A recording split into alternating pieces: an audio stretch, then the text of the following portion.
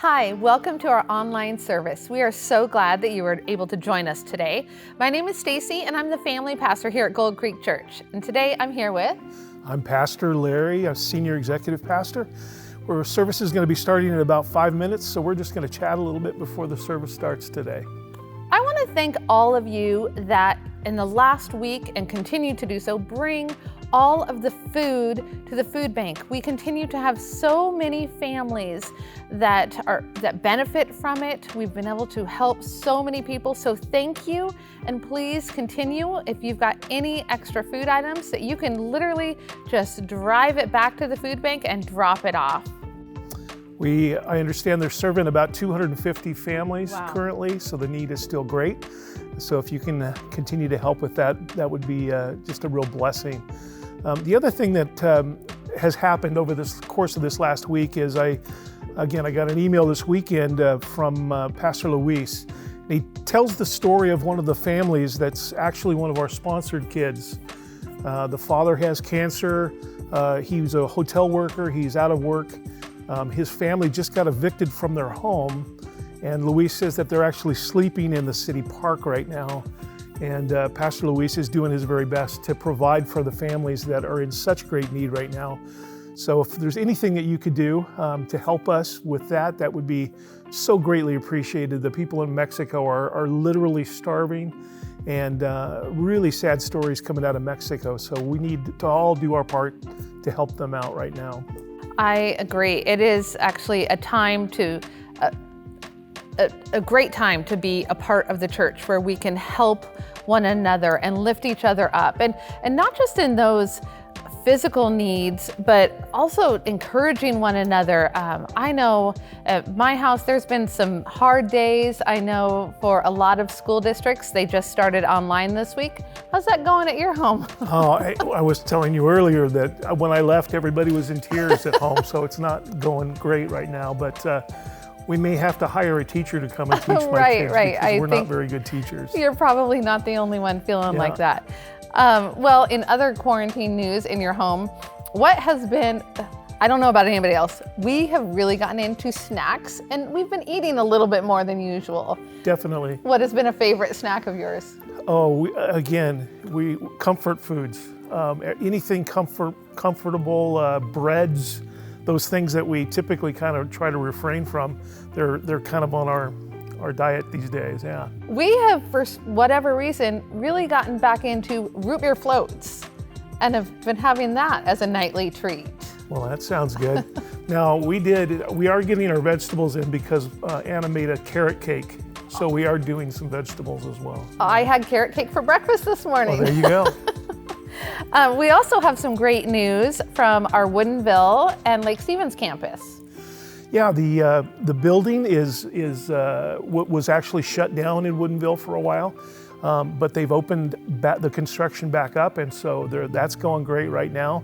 And then also an update in Lake Stevens that we've got all the plans submitted for the project in Lake Stevens. So things are moving forward, and it's exciting times for our campuses. Oh, that is good. And especially with Woodinville, we hope and plan to open up our other preschool there this fall. That's right. Yeah, this fall. That's right. Yeah. I think you can check it out online for enrollments as well.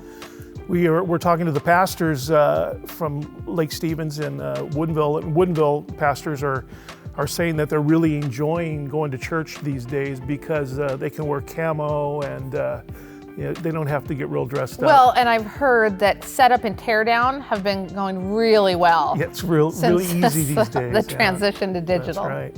And then I don't even know if James wears pants on Sundays anymore. I don't know. I want to share some information about our kids and youth services. If you have not yet checked those out, we have stuff for all of your kids. Birth through 5th grade, the services can be found every week and during the whole week at our Gold Creek Kids YouTube channel. And our youth is Encounter Youth channel, and that is for middle school and high school both. So please check it out. And it's fun to watch as a family together too. My kids have been tuning in, and I've even heard Jaden upstairs listening to one of the services on his own, not even having to send him there. So I think the kids are going to benefit from this.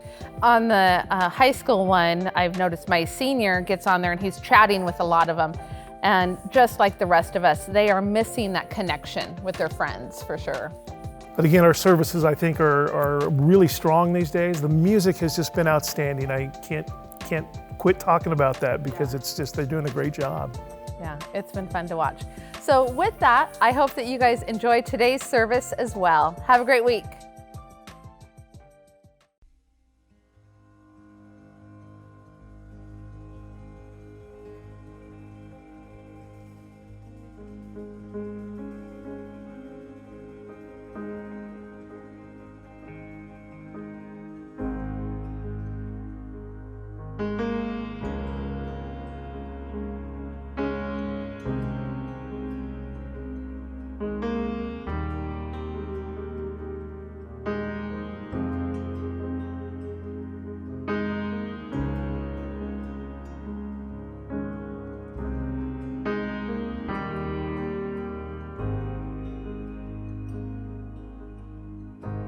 Lord bless you and keep you, make his face shine upon you, be gracious to you. Lord turn his face toward you and give you peace.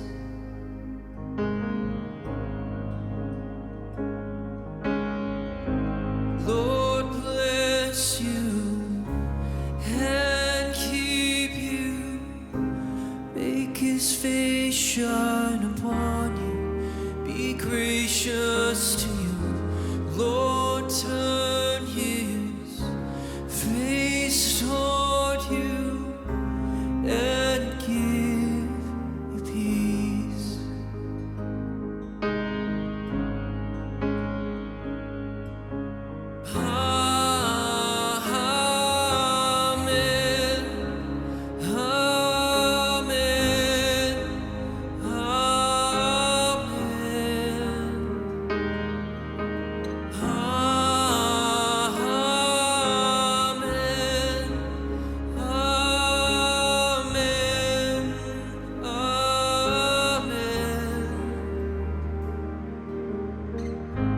Lord bless you and keep you, make his face shine upon you, be gracious to you.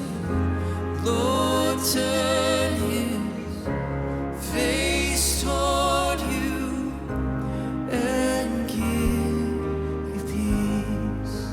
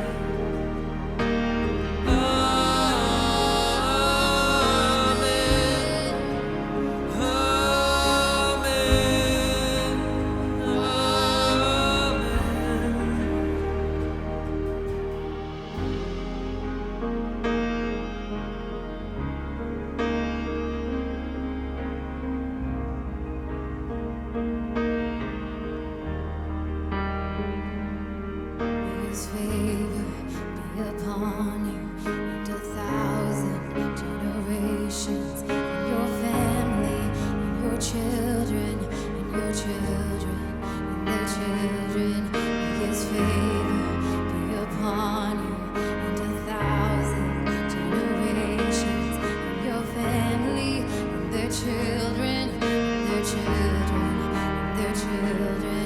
May his favor be upon you and 1,000 generations, and your family, and your children,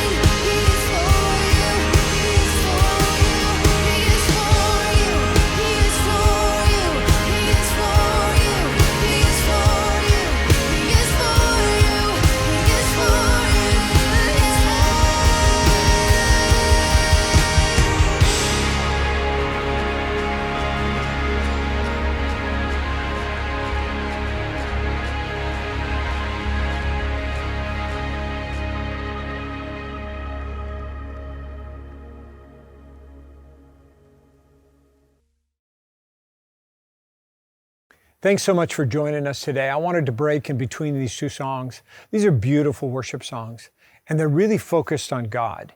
And I was reminded today that some of you have come to worship today, and you're here in our worship service, and we're all together digitally. And you need God, and you don't want to wait. You don't want to wait for the message. You don't want to wait for the next song. You just know today that this is your day to make a brand new step of faith or to renew your faith. So I'm going to ask you to do something. On the screen is a text number. All you need to do is text onto that number. Just text Jesus, the name Jesus, on that number. And what we will do is get back to you so that we can help you with this next step of faith for you. Whether it's the first time or a renewal, do that right now. The number's on the screen, and we're going to go back to that worship song. But before we go back, you make your decision, take your step in faith, and we will walk that journey with you.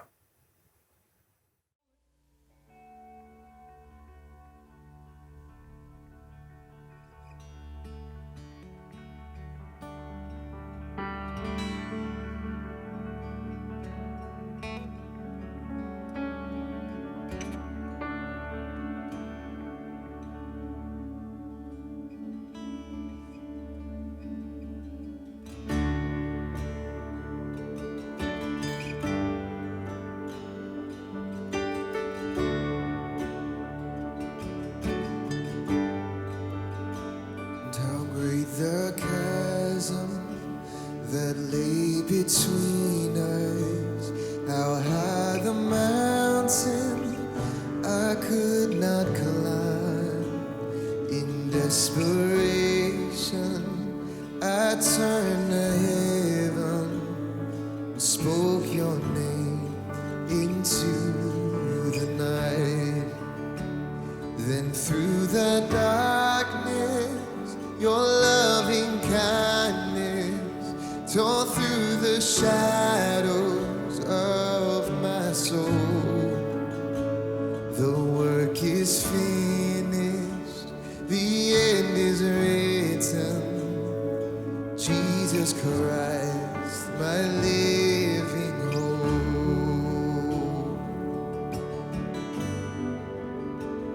Who could imagine so great a mercy? What heart could fathom such boundless grace? The God of ages stepped down from glory to wear my sin and bear my shame. The cross has spoken, I am forgiven. The King of Kings calls me his own. Beautiful Savior, I'm yours forever. Jesus Christ, my living hope. Come on. Hallelujah,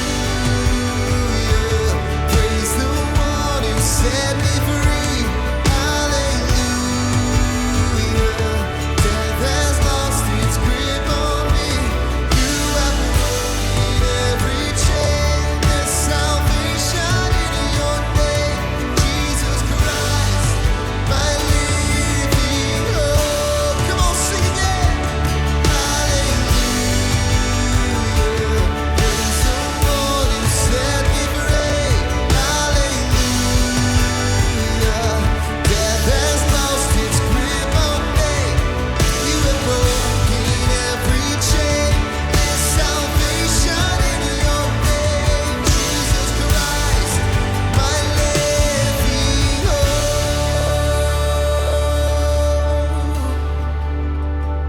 Then came the morning that sealed the promise. The buried body began to ring. Out of the silence, the roaring lion declared the grave has no claim on me. Sing. Then came the morning that sealed the promise. Your very body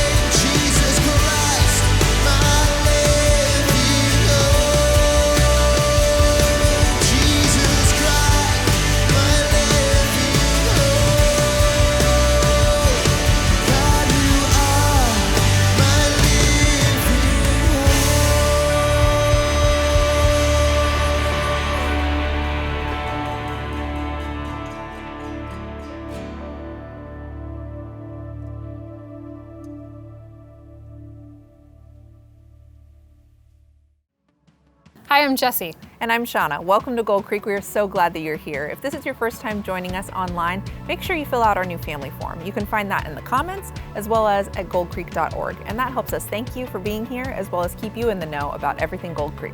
We're wondering, what's the favorite thing that you've made while you've been at home?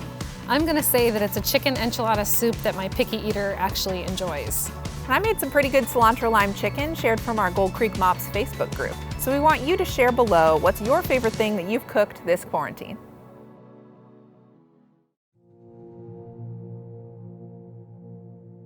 So everything happened when my mom got divorced when she was pregnant with me. She was in Mexico with my dad, and then my mom decided to move to the United States because she was getting divorced. And we were living here on the household. It was my aunt, my uncle, and my grandpa, and one of my cousins that it was an older guy. My cousin, it was sexually touching me.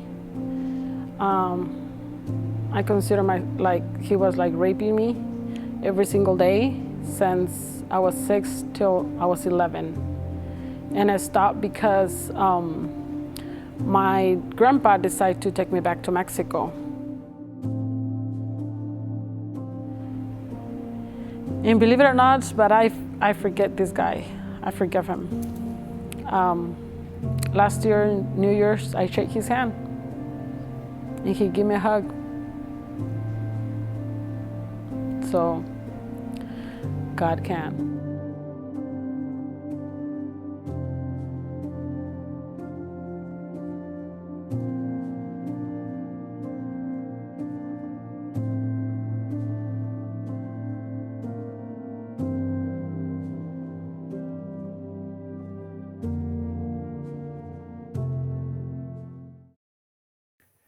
Hey, welcome to church today.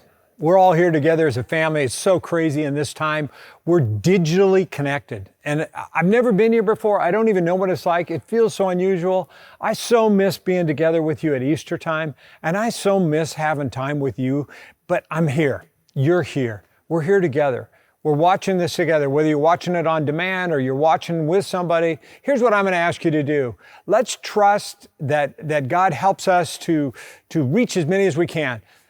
If you are on YouTube, make sure you subscribe to the channel. If you're on Facebook, like the page and share the feed. If you're on the app, invite people to join you and watch on the app. But be a part of us. Let's all do this together. Well, we start a brand new series today. The new series is called God Can. Now, it's not a new series for us. It's actually an old series. It's a series that we do every year. And in my mind, we thought we would do the series in May. But as we began to plan, we rearranged the series. And the reason we did is because we thought, if there's ever a time we need to think about God Can, it's now. Why God Can? What is God Can all about? If you're new with us, you may not know that this is our motto. We're a church that believes that God can. So whenever you face an impossibility, whenever you face a tough time, we put it in the God Can.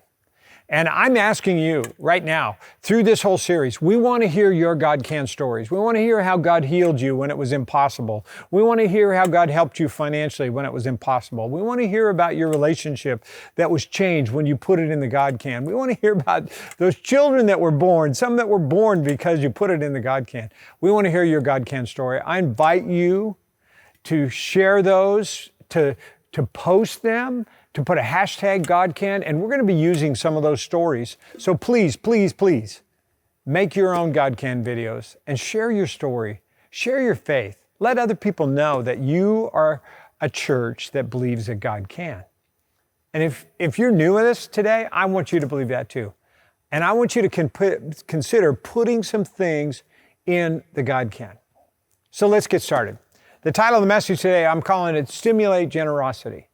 Most of us are going to get what they call a stimulus check. What do they want you to do with that check? They want you to use it. They want you to spend money. And the reason is so you stimulate the economy. Well, I want you to think about stimulating God's economy. And we do that through generosity. Really what I want to talk to you about today is about your faith. And some of you are saying, oh no, it's a sermon on the amount. No, it's not. It's the sermon on faith. Because I'm telling you, we need to talk about money now. And the reason we need to talk about money now is because people are very much afraid. You know what they're afraid of? They're afraid of their checkbook. I mean, I have my checkbook here, and you worry. I say, am I going to get laid off? Is it going to happen? What's going to happen to my money?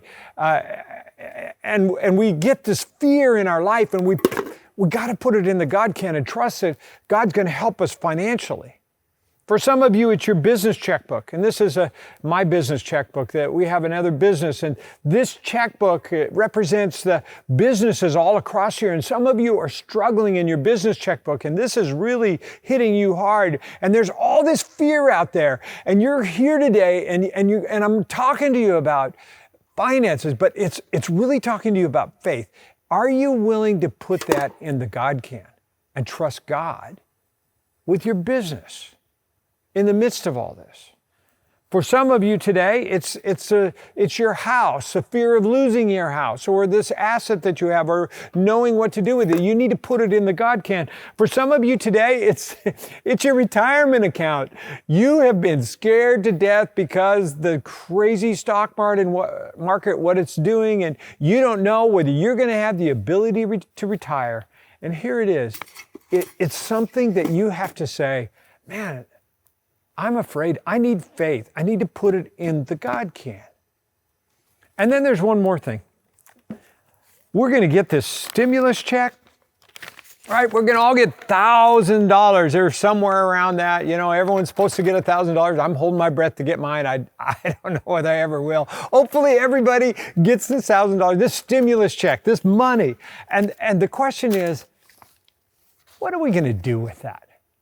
We're all thinking about money. We're all in that process of money. How do we handle money? And I want to suggest to you today that we have some questions to answer. And those questions that we can answer is, how do we handle our money? What do we do with this thing? How do we have the faith in a downturn? This is an interesting time. Some of you have never been here before. Some of you have never been through a really serious downturn. But if you have been through it before, you know what to expect. You know kind of what it's like. But how are we going to handle finances in a downturn? How do we deal with money in a downturn? How do we handle our fears? Are you paralyzed? Do you not know what to do? Are you here today and you need faith more than you ever have? You put it in the God can. You trust God. You have to feed your faith and starve your fears.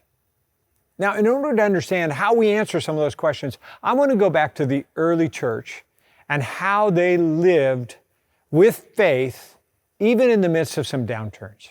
Take a look at this verse. We're going to go back to Acts chapter 4. If you don't know the story of the early church, I encourage you to read it. The first 4 chapters of Acts will tell you right after when Jesus was resurrected and he went up into heaven.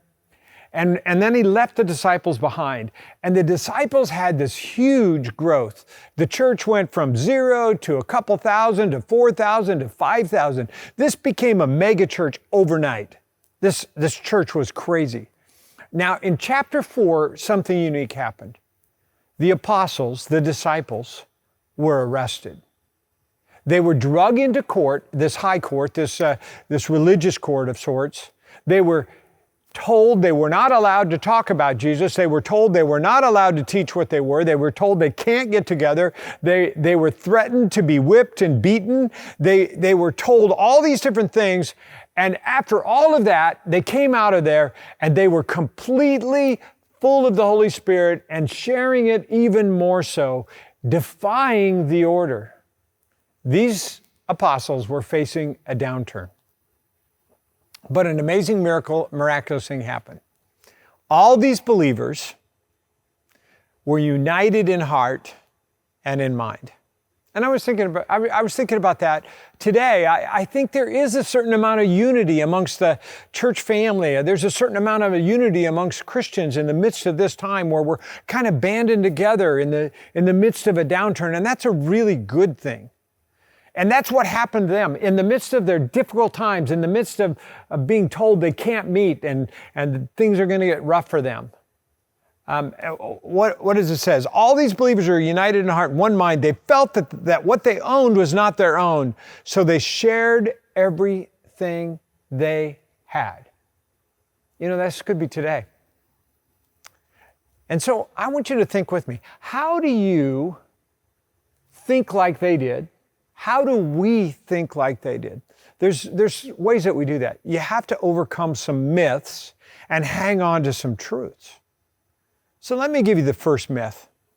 The first myth is this, that somehow what I have is mine.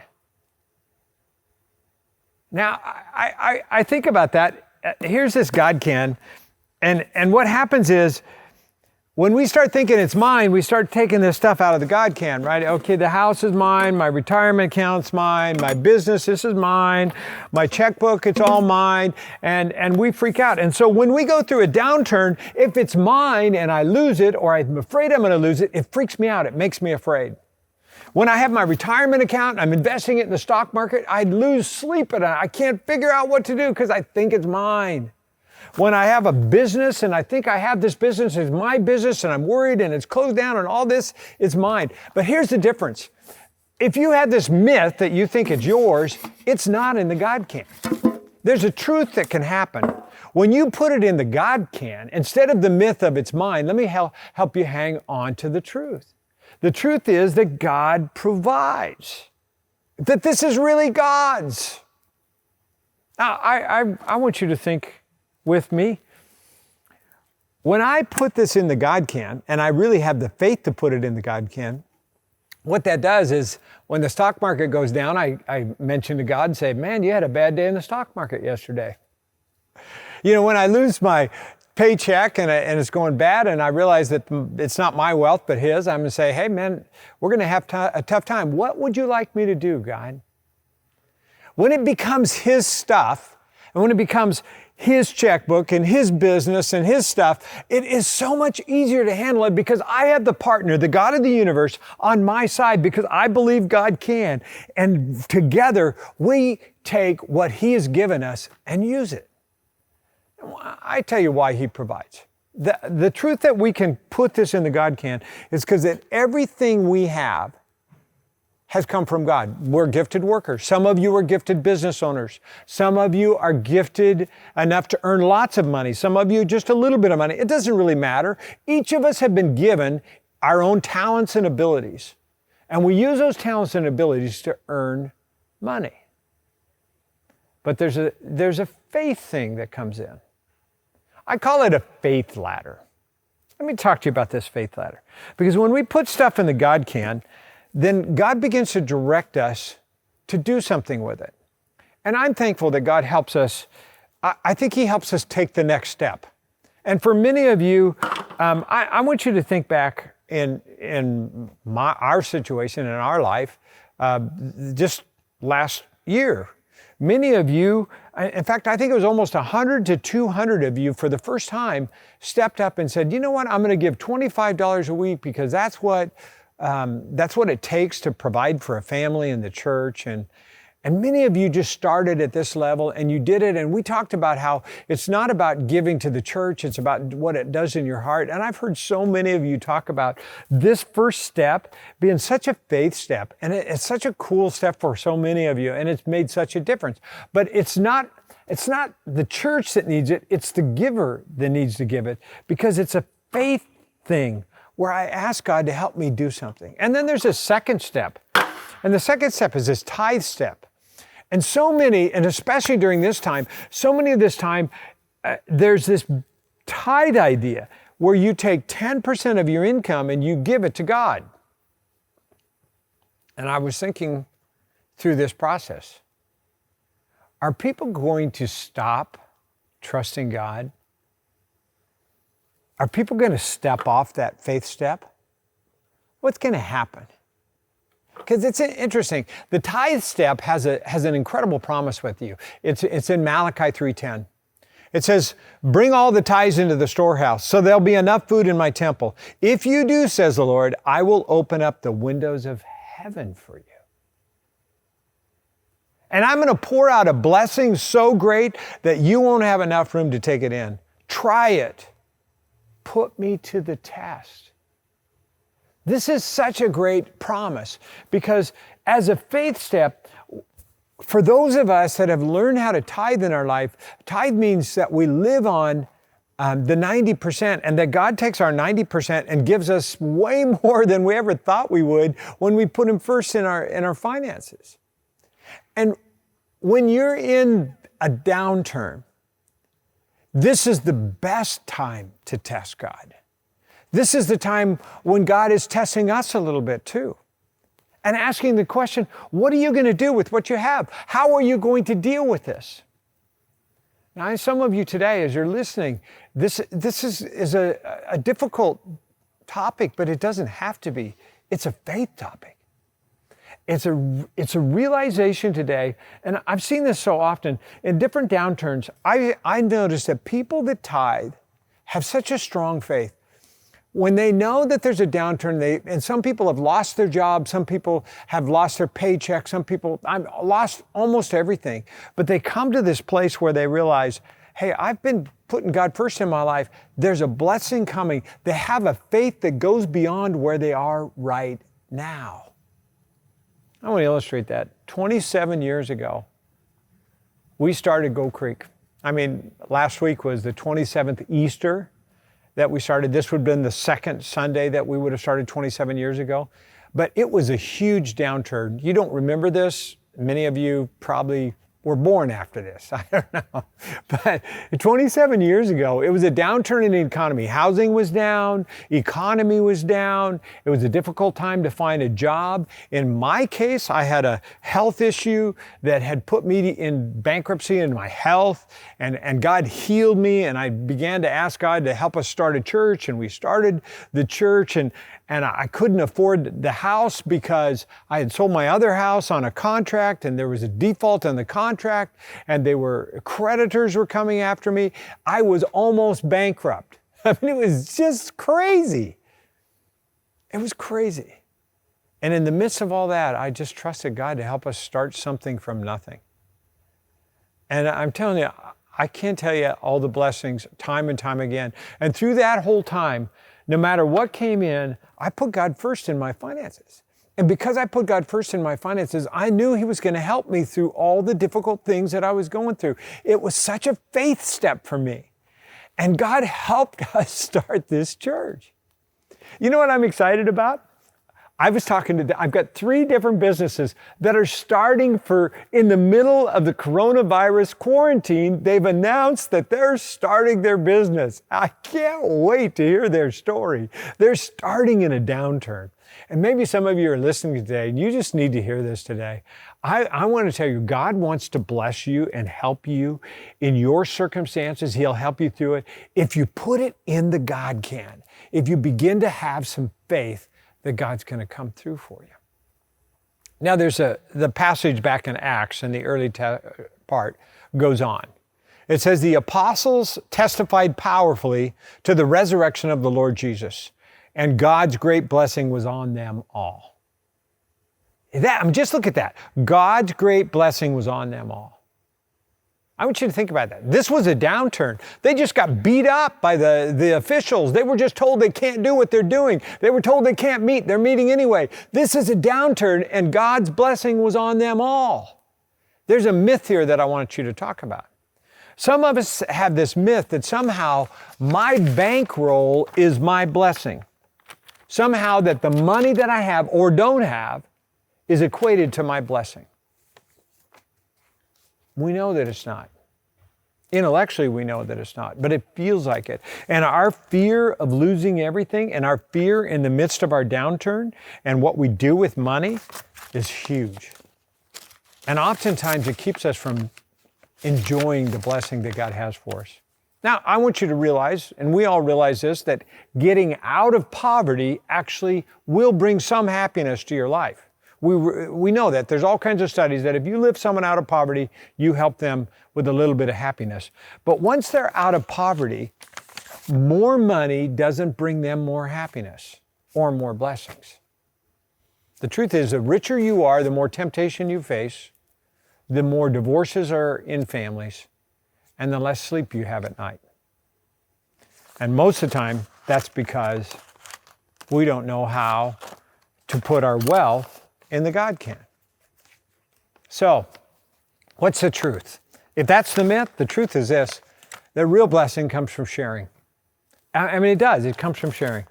I don't know whether you guys noticed, but I've got this really cool cake here.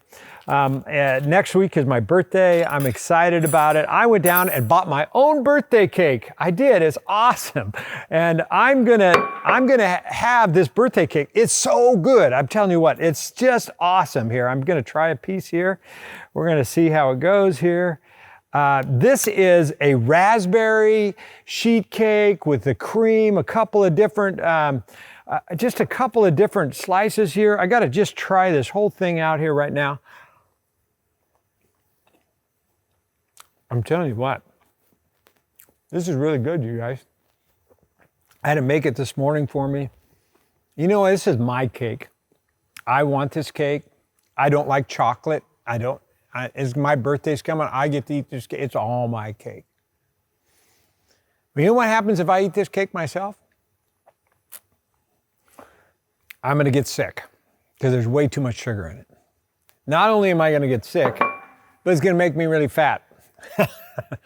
And so what I'm going to do instead is that, at the end of the sermon, I'm going to slice this up. I'm going to do a bunch of slices here. And besides spitting on this right now, I'm going to give as many of you as want a piece of cake that want to join me in having a piece of cake. It's awesome.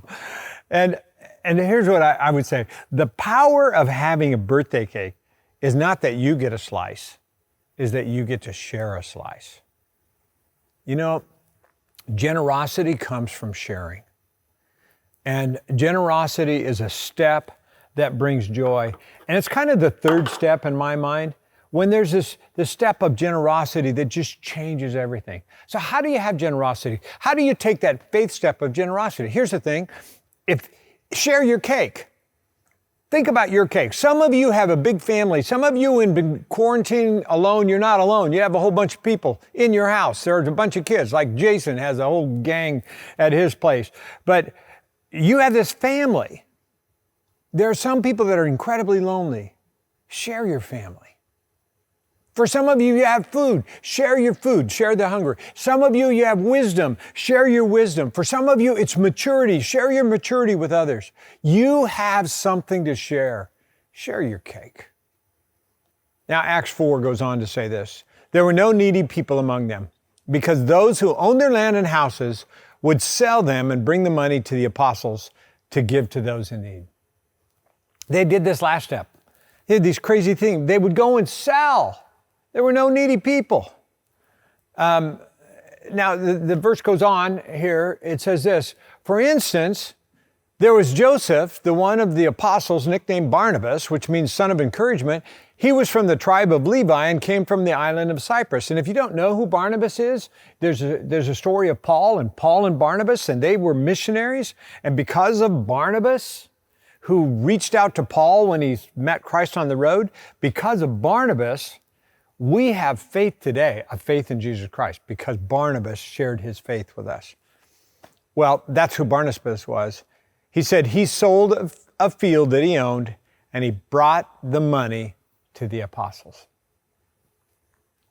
When we started our church, there was a guy that came in our church, and I still remember the day that he came. We were just a young church, and we were barely making it.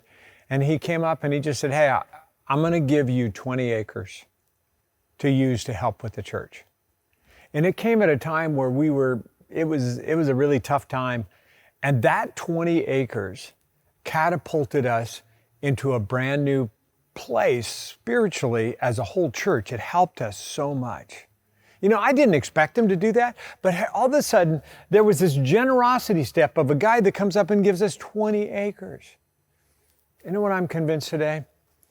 That some of you today, in the midst of a downturn, are going to reach a new level of generosity that you've never reached before. The level that Barnabas had when he sold the field and he brought the money to the apostles. It's just a simple step of saying, hey, I want to go to the next level. So let's think about that. There's a myth that talks about why we wouldn't do that. The myth is this: I should only give if I have enough. And so many people will say, man, I'm going to give when I get a whole bunch of money, I'll give. When I have more than enough, I'll give. If I have a little extra, I'll give. When I get to the end of the month, if I have a little extra, maybe I'll give a part of that and I'll put some of it in the savings. And here's the problem. We never have enough. You see, our giving, our generosity, to stimulate generosity has nothing to do about what we don't have or what we wish we had. It's about doing something with what we have. And giving is not for the recipient, it's for me. It feeds my faith and it starves my fears. Because when I learn to give and be generous, it changes me. Which brings me to the truth. You need to learn to give before you have enough. This is a faith story. It's always a faith story. It's a God can story. We have this gal in our church, and I wish she was here. I wish we were at 9 o'clock service. I can see her sitting there. Every time we talk about God can or whatever, she always participates. And I remember every time we do an offering, she's always putting all of her money in. And it's like, I say, Pat, you don't have to put all your money in. And she's always living out this God can, because she doesn't have a lot, but oftentimes she gives more than she has. And I've seen God take care of her. And I'm reminded this the same way with all of us. Some of us today are facing the fears of finances, and you don't realize that the freedom from your fear of finances is to learn how to be generous. My wife and I are doing something we've never done before, but we had a business deal that gave us a little extra that we normally wouldn't have, and this business deal's come in, it's given us, and so we've decided to take 10% and keep it for ourselves and give 90%. We're going to live on what God lives on. It's kind of fun. For us, it's this crazy idea. Because for us, I realize that I have enough. I have more than enough, and I want to share. And for us, we're going to give it through the church. We're going to let the church use it in a powerful way. So I want to challenge you. I want you to consider this crazy idea. And I need to explain what I want you to do. And then in a minute, I'm going to ask Pastor Alex to come and help me, and we're going to talk about it. At the beginning of this message, at the beginning of this God Can series, we thought we'd do something absolutely crazy. And this may be the biggest flop we've ever done. So I'm just warning you ahead of time. This may be a big flop. But I want you to think about this. Some of you have gotten your stimulus check. Some of you have considered, this is coming your way and you're there. So here's what we want you to consider doing. First of all, when you get your stimulus check, we know that you'll take 10%, $100 out of $1,000, and you give it to God. That's a given thing. But with the rest, with this other 90%, what are you going to do with it? If you today have a need, a deep need, and you're desperate for this, and this is really helping you, you need to keep it, you need to use it, you need to trust God to help you manage it as best you can.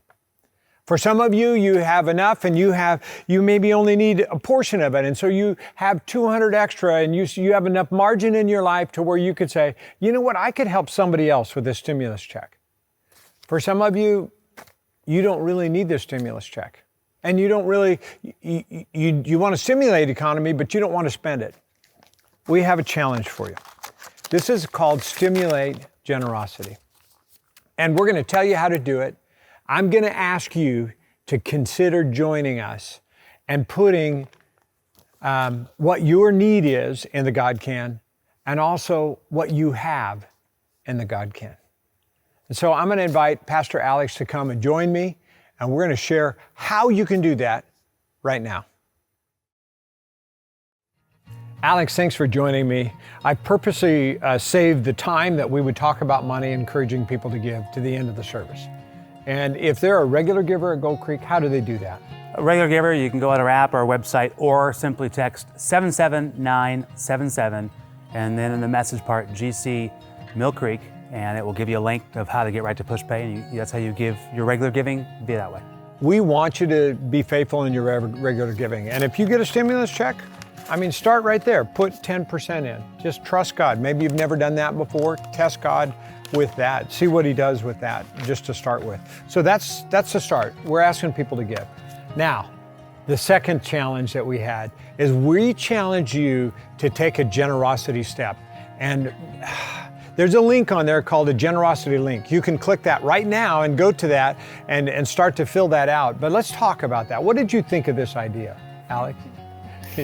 He's laughing a little bit because yeah, he had some. When we were in this whole process, we just were trying to figure it all out. And you've been through a lot of downturns in your life. Yeah, that's how I ended up here on staff at the church, was through a banking downturn. But our heart, I want you to hear our heart. Our heart is that we want people to take this generosity step. And there's two ways that this is going to come down. When you click that generosity link, you're going to either suggest that I have a need. For the person that is in a tough spot, man, they just got tough news. They have a health issue, or they have they've lost their job, or they have a tough story. That person, we want to help. We want to be able to provide some resources for you. You yourself are getting a stimulus check, but it's not enough and you need more. We want you to describe that need, tell us what your need is. And then what we're going to do is connect you with someone else that goes to that same generosity link and says, I have enough to share. When we ask you to share, maybe for some of you, you say, I only have 100 out of that stimulus that I'm willing to share, or 200, or all of it. Or if you don't even get a stimulus check, you're willing to set aside some money to do that. I really encourage you to go there and to click that generosity link and fill it out and say, I'm willing to help. And then what we're going to do with a volunteer, tell them what's going to happen. So we're going to have a volunteer who's going to match up those that have a need to those that can give. And some maybe will be able to do more than a couple people. Some that have a need may need more than a few people. We're going to see how it all works. We don't know. But there's no guarantee that you will get all you ask for. If you fill out this need quest and you have a huge need, we're probably not going to be able to fit all the needs. So no guarantee. And there's no guarantee that someone's going to be completely honest. Yeah, we'll do our best to go through and to try to vet what we can and to look at it, but we can't guarantee that the money won't be used for something that they didn't say it was be used for. We're going to do our best, but we recognize this Stimulate Generosity is about letting God do His work. And we kind of believe that God's going to put the right people together for the right reasons. And you had even another thought.